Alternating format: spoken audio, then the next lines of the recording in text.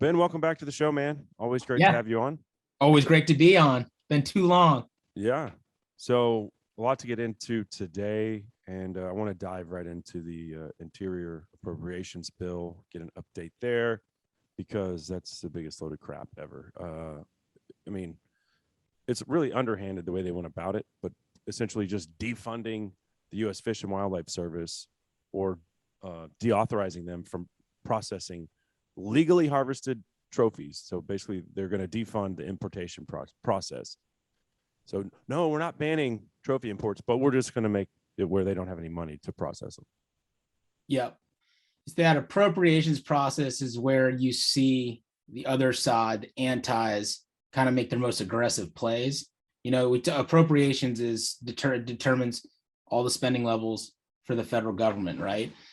So that sounds fine and well, but what it also means is they can determine what doesn't get funded, right? And they call them riders. They block funding for specific activities. So this rider that passed the House would block funding for processing trophies from Africa. So it would basically dictate to Fish and Wildlife staff that none of their time or taxpayer dollars can go towards them doing their job of issuing permits on legally regulated hunting trophies.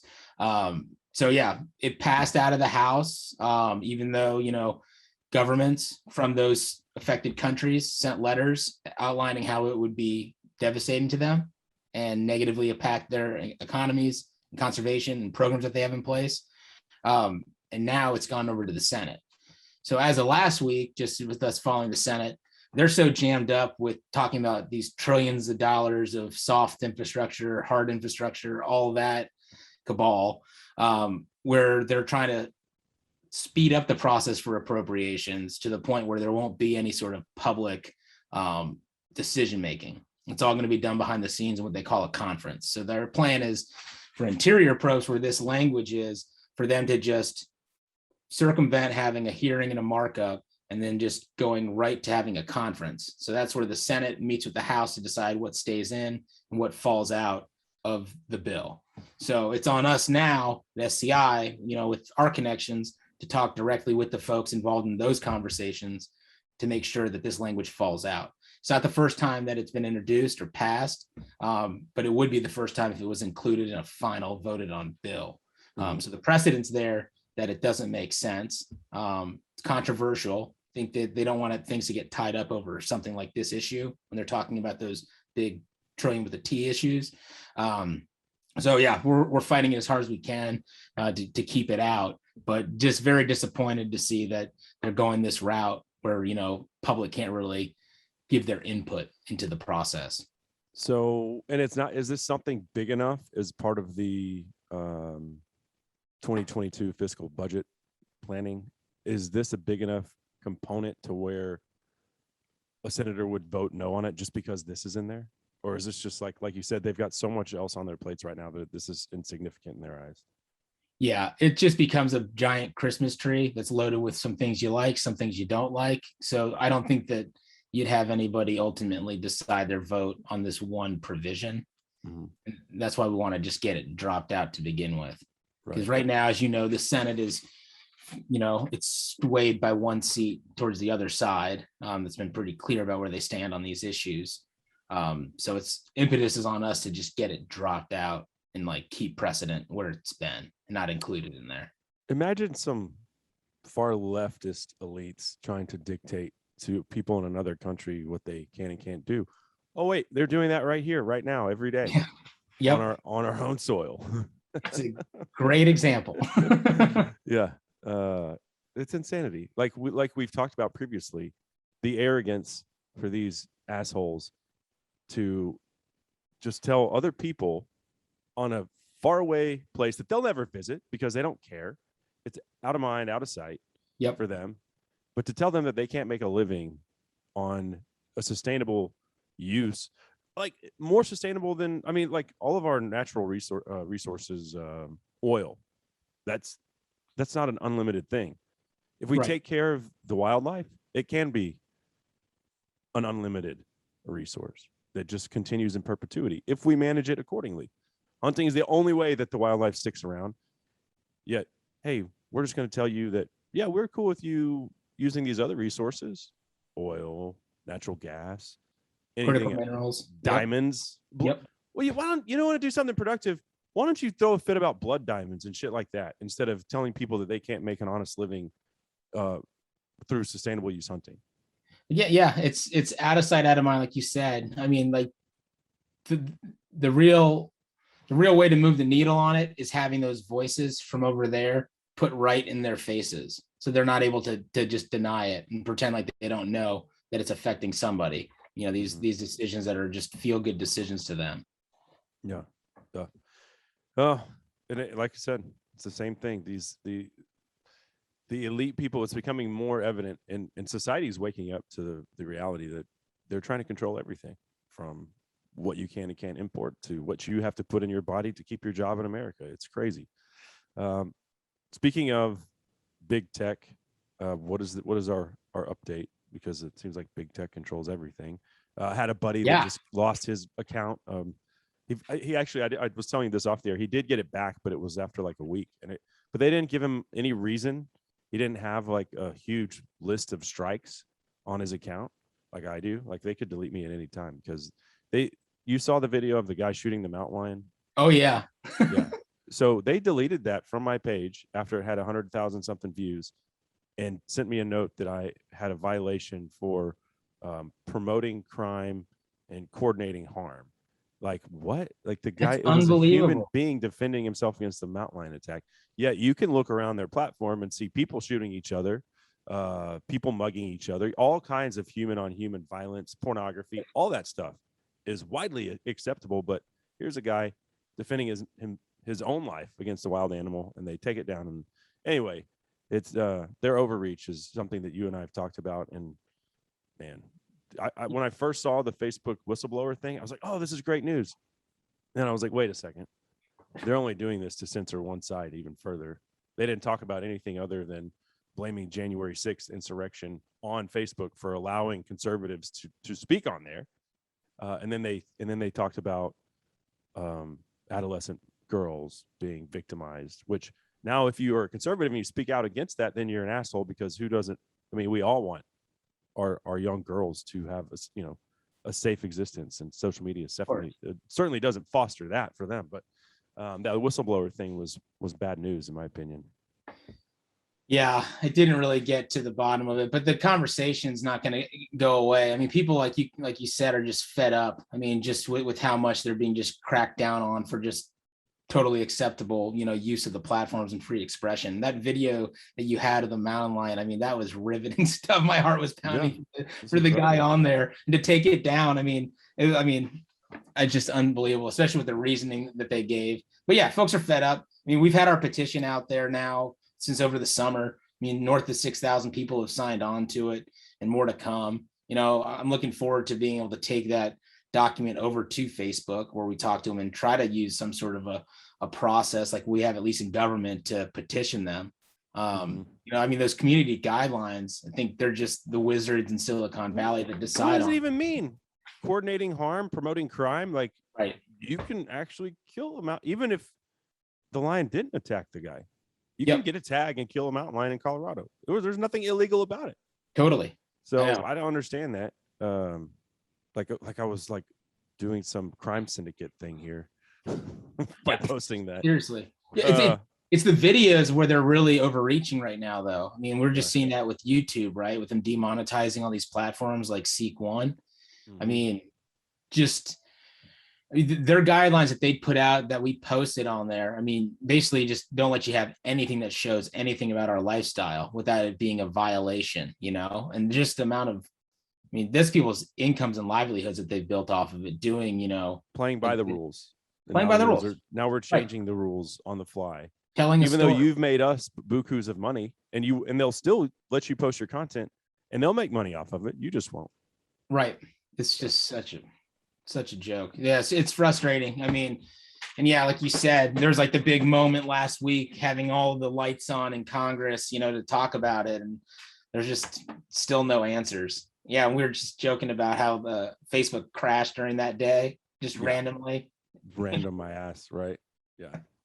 Like I was telling you off there, when people like Joe Rogan and Dave Chappelle and all these other influential celebrities, athletes speaking out, whether it's vaccine stuff or if it's just like more of them are just speaking out a bit like, hey, once you give up any kind of freedom, you're never getting it back. The government isn't giving your freedom back to you. They don't. That's not the way it works. Yeah. And so it was like real weird that, oh yeah, well, you see those type of celebrities start to post and then they just take their platform down for 8 hours, all three of them. No, something wasn't adding up there. Yeah. That Rogan video was pretty impactful. That was good stuff. But yeah, Yeah. I don't know. I feel like they wanted to put the squeeze on small businesses and be like, you need us. You know, if we turn the lights off on you, you're in a lot of trouble. So Yeah. be good, Oh, be well, good to your overlord. exactly. And it seems like if the government doesn't even, like, what I'm looking at as a small business owner and in talking to other people who can't get supplies, like one of our advertisers is an off-road, like they do 4x4s and lifts and everything. Dude, he can't get any supplies. He's like stuck in limbo. He's got vehicles that he can't work on because he can't get, the supply chain is, broken. So it seems like the government is intent on crushing small businesses so that people need to depend on the government more. Yeah. It's So insane. it's so bad. Okay, well, enough bashing big tech, even though they deserve to be bashed nonstop, 24 hours a day, To 365. be continued, right? Right. But Zoonotics, and I'm not even Yeah. really familiar with what's going on here as far as it being included in recent legislation, but I know that it piqued your interest. Yeah, I mean, so it's been the topic of discussion, obviously, internationally since, COVID started. It really became just like a central focus on origins of COVID. Was it a wet market? And, it started to leak into decision making and legislation across the world, just trying to crack down on, transmission of zoonotic diseases.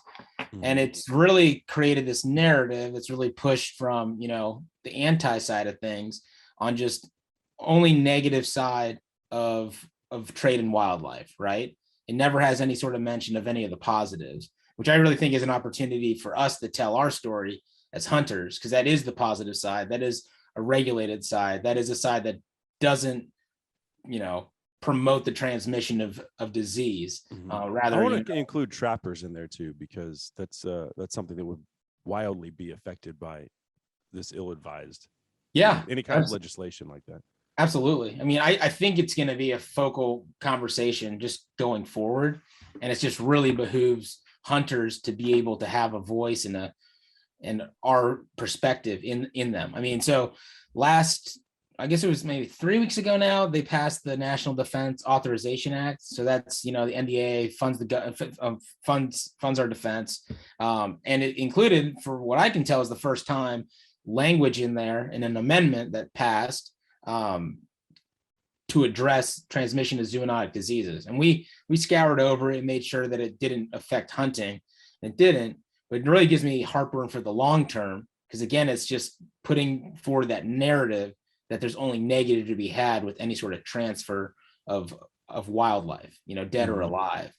And we're seeing it over in Brussels too. I mean, they recently had in their, Commerce Committee, like a report that was delivered on zoonotics that was all negative. I mean, not even space for just one line on the benefits of hunting and regulation and how that isn't a part of what the problem that they're seeing is.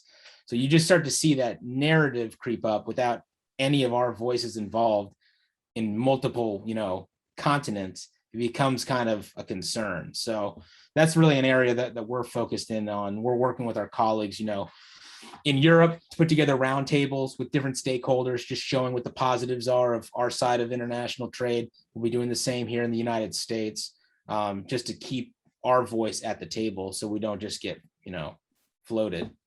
The irony isn't lost on me, Ben, that if people didn't claim that COVID-19 originated from a bat in a wet market, we wouldn't even be having this conversation about zoonotics, more than likely. Well, Right. Now it's kind of generally accepted that the virus came out of a lab in Wuhan. So like, I don't know. Today I read that they were in a cave, like examining it, and maybe it's in the cave now, but still it's like, so the narrative just changes whenever it's convenient. right. So, Keep searching for caves. but this would affect every impact of, I mean, every aspect of hunting, and then the wildlife trade associated with that. Like, for instance, going back to trappers, when I went on the British Columbia trapline trip, they let you keep one pelt of everything that you trapped on, like, we were there for a week, and anything you got a double of, they kept and they sold. So like a lynx, they could get like $300 for it. I was surprised to know that they could still get that much money for certain pelts, or like a wolf, Yeah. $500, or their favorite thing is a pine marten. You can get $75 for a little tiny pine marten, and it takes them like 5 minutes to skin it and like flesh it out. Like bang for your buck. They're like, no, the more Right martens there. we catch, the better. It's so That's little the work market to get into. Wow. Yeah. Yeah. Everybody start trapping. It's real a financially sound decision for sure. Promoted here. Which, like, okay, that's why I was surprised to find out they could still get that much money for those pelts. So Wow. good Yeah, for but them. yeah, but on the Zoonotics too, I mean, you saw the Center for Biological Diversity, you know, petition Fish and Wildlife Service to shut down Transfer 2. And they're going off of that same line of argument that there's this great threat from Zoonotics that's so great and grave that it should shut down everything, even what's being done in a regulated, safe, hygienic fashion. So, I mean, they've shown their cards. It's the same old playbook, just dusted off for the latest crisis. But I mean, we're not advocating for the trade of black bear gallbladders here. So, you know, right. just basic stuff. Basic. Like you're in the South, it's real common. You can go into especially like Southeast Texas and Louisiana. You just walk into a gas station and they have alligators for sale. So, like skulls, like, you know, you can just grab one as your little keepsake. Yep. That kind of stuff, you know. Something else that changed because of COVID, just from my observation. So I went on my fifth safari. I'm coming back into DFW airport, and the guy is like, I have a bow and my buddy has a rifle. He's like, I'm gonna need to see the boots that you wore on your trip. I'm like, what? He was like, yeah, I need to disinfect them and spray them. I'm like, what are you talking about? He's like, well, you know, you could bring some pathogens or some unwanted little, you know, parasites over here. And I was like, this isn't my first rodeo, buddy. And what about the other 6 guys that went with us that all borrowed rifles in Africa? He's like, oh, they just fall through the cracks. I'm like, oh, that makes sense, right? I mean, we were in the same place hunting the same stuff, but they don't have to have their boots. He took our boots and sprayed them down. Like, it was like that never happened before COVID. Maybe they're supposed to be doing it, but they weren't. They're just finally doing it. Yeah, that's insane. Yeah. So, whatever helps them sleep at night. Right. Boone and Crockett Poach and Pay. You guys are a partner. Yep. In this endeavor. Talk a little bit about that. I read the write-up, but you can explain it to us. Yeah, it's pretty awesome. I mean, kudos to Boone and Crockett for taking the lead on it and kicking it off. I think it's, you know, been like 6 years in the making. I think it goes back to probably started to see like after like Cecil and that whole international incident, you see a lot of media outlets and antis conflating the terms, you know, hunting and poaching. Right. You know, and I used to be at NRA. You'd see the media always do it and still do it today, where they would, you know, just purposefully call, you know, an AR-15 like a fully automatic until you like correct the record that would just do that. Without, or if you just legally kill a mountain lion with a tag. Right. They think that all mountain lions are endangered. They're like, you poacher, you're a poacher. You know, this is legally hunted, sustainable use. Exactly. Okay. So, I mean, this is an opportunity for us to be able to show what poaching is, what hunting is, how hunters don't have tolerance for poachers. Hell no. If we're going to be, you know, if it's going to be policed, we're going to police ourselves. So yeah, it's an awesome long-term project that we're involved in.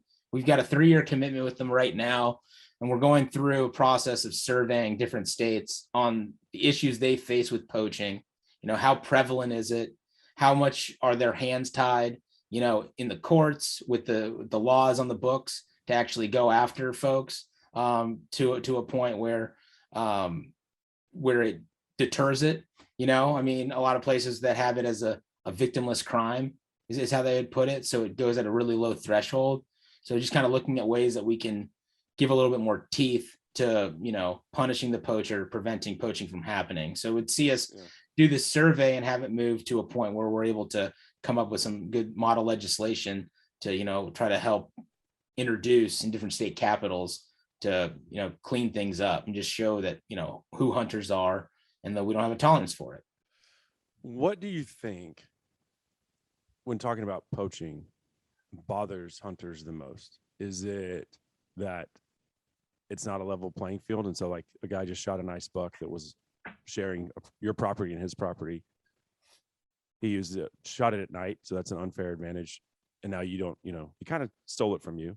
There's one component. A lot of times poachers don't utilize the meat. They just shoot it, cut the head off, and leave it there, which is why people get up in arms. And then, of course, it looks bad on all hunters, even though we would never do that. So there's those two things. Or is it just like the ethics of it, like shooting something at night, shooting something out of season? I don't know. What is it that you think that bothers people the most about it? I mean, I'd speak for myself, and I would just see it going back to this incredible model that we've created, the North American model of conservation and the rules and regulations that are put in place and all the steps that we go through to be able to make sure that we're, by following those rules and regulations, we're also giving back to conservation. We're ensuring that there's going to be wildlife and wild places for the next generation. And you step out of line and you violate that, you put that under threat. And why can't you follow the rules that all of us are able to follow to ensure that this is going to be there? It just seems like it's greedy. And I think it makes everyone else look bad. And it's not, what we're trying to bestow for, who we hunt with or what the next generation is. Mm-hmm. So, I mean, I just think it's unethical. I mean, so I think that's where it rises for me. Mm-hmm. Like, how about for you on poaching? Well, you talked about the conservation aspect, and so the theft of that, like say you didn't have a hunting license, then and the theft of you're stealing the resource from people that are playing by the rules. So I think for me, it's like it's stealing. It's stealing is what it is. And that has nothing to do with like the ethics of shooting something out of season or at night, or with shooting something with a rifle during bow season. There's a litany of ways you can break the rules, but yeah, I think it's just the theft from a general standpoint. Like you're stealing from me. They're stealing from you. They're stealing from us as a hunting community. And by God, if I saw the heads cut off of them and I knew who did it, obviously I wouldn't take it in my own hands, but I couldn't get on the phone with green pants fast enough. Totally. So, yeah, it's weird. I was hunting one time, turkey hunting, and walked into the property I was hunting, and there was a guy in the deer blind hunting deer out of season that he had no access. He was just like a neighbor that just came onto the property, and it's like I think there's a lot of meth that goes on in that part of the world. Yeah. So the rules they don't think they apply, but walking up to an armed guy, before the sun comes up, it wasn't a situation I would like to revisit. That's for sure. Absolutely not. Oh, so okay, so great stuff there on the poach and pay effort that you guys have partnered with Boone and Crockett. I think that's pretty much all I wanted to get into today. We'll do it again in the very near future. What's coming up for you? I mean, are you going to get out of DC at all and actually get in the field, or yeah, be anchored to the desk for the majority of hunting season? Somebody has to do it. I hope not. No, my plans right now, I'm going to South Dakota in November for 5 days for pheasant. Oh, nice. Figured out deer somewhere in there. I think I'm going to do 2 duck hunts in California and Arkansas the beginning of December. And then we got to do like a team bonding trip. I don't know, get the DC team out on the water or in a field somewhere. Yeah, I find a way to be out there. All right. Well, I'm glad to hear it. Hopefully Arkansas. Are you going to Stuttgart or where? I got to double check. So I'm going for a conference. It's like the National Assembly of Sportsmen's Caucuses. So it's all the different like pro hunting state legislators get together. We're a big sponsor of the event. And that's in Little Rock, but then we'll do like field trips out, I think at the beginning and end. I imagine it's by Stuttgart, but I'm not sure if it is Stuttgart. Well, hopefully we will have a cold winter and it won't be like last year because it was abysmal in the South. So It's been mild here so far, at least for the fall. I mean, we don't even have foliage really yet, so I don't know. Hopefully, we get a cold snap coming quick. I can't wait. That's for sure. Yeah. Well, hey, I appreciate it as always, my friend. I look forward to our next visit and hope you have a great fall. Awesome. You too. I appreciate it, Cable.